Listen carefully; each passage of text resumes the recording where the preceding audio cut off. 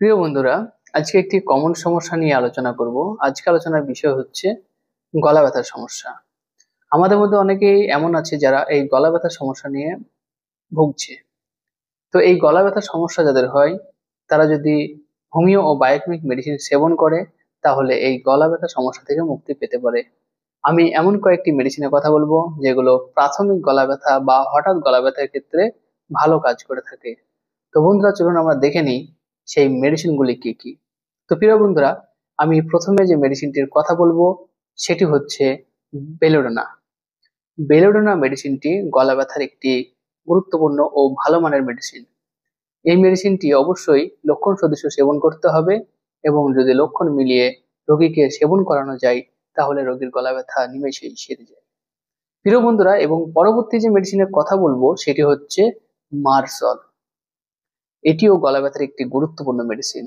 এই মেডিসিনটিকেও যদি লক্ষণ সদৃশ্য সেবন করানো যায়, তাহলে রোগী দ্রুত আরোগ্য লাভ করে এবং এই গলা ব্যথার সমস্যা থেকে মুক্তি পায়। এবং পরবর্তী যে হোমিও মেডিসিনটির কথা বলবো সেটি হচ্ছে ব্যারাইটা কার্ভ।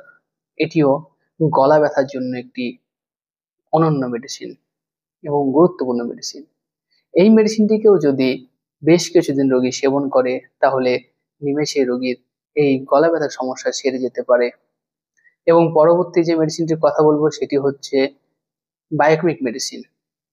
প্রিয় বন্ধুরা, এই গলা ব্যথার জন্য একটি গুরুত্বপূর্ণ মেডিসিন হচ্ছে ফেরামফস।